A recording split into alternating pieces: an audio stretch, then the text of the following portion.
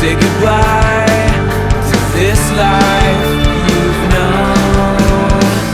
Leave in the middle of the night, stay low and keep out of sight.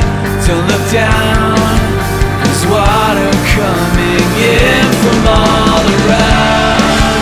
And it all comes out in the end, everyone will attend.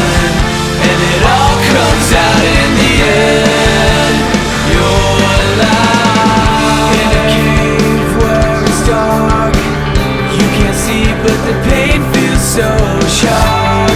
When you're lying on a bed of nails, out in the middle of the lake, you wake up to a different place.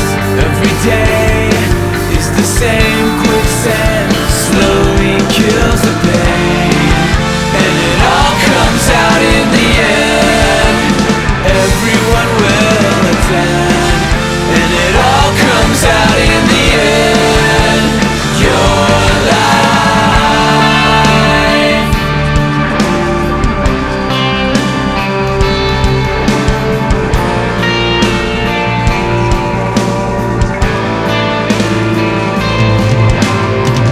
So long, goodbye, rest now, your eyes, soon you will rise.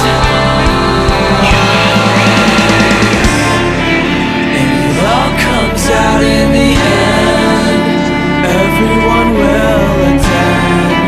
And it all comes out in the end, your life. And it all comes out in the end, your life.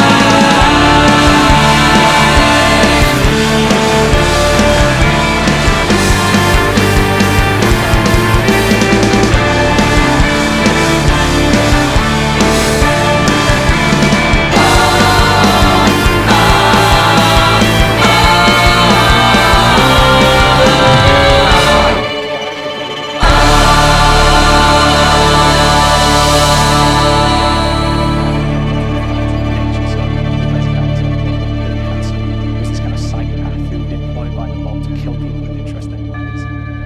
Chaz Palminteri, he plays a guy called Sal DeLuca, an old mob boss.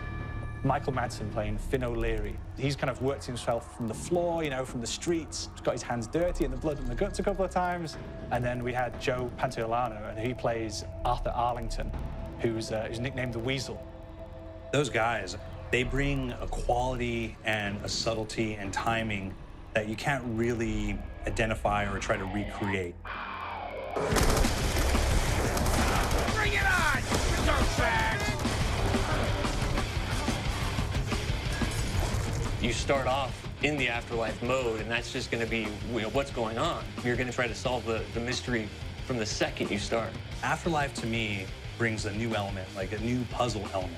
Forces me to think a little bit more or look for the clues or kind of think of zombies on a slightly deeper level.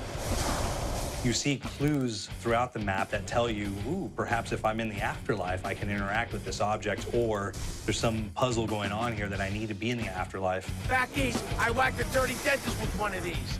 Took forever, too. Alcatraz has a Civil War kind of fort background before it turned into a penitentiary. And so we had this kind of backstory, the idea that the warden would have collected Civil War weaponry.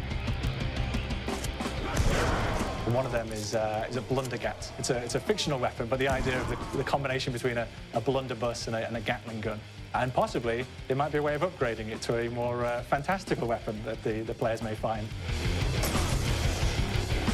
You all gotta go sometime. You just went now. There's one main zombie, one big zombie that's going to come through and wreak havoc on your life.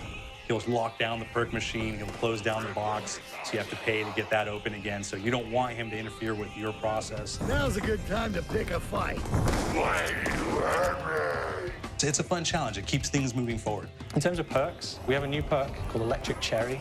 When you reload, it gives a shock around, which scales over time. I was asking for it, these balls. There's so much to experience in this map.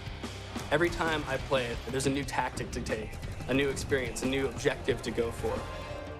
but there's also this layer of things that we aren't exactly exposing to the players right off the bat and will need to be discovered.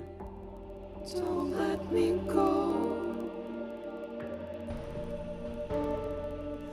Is it the calling we hear?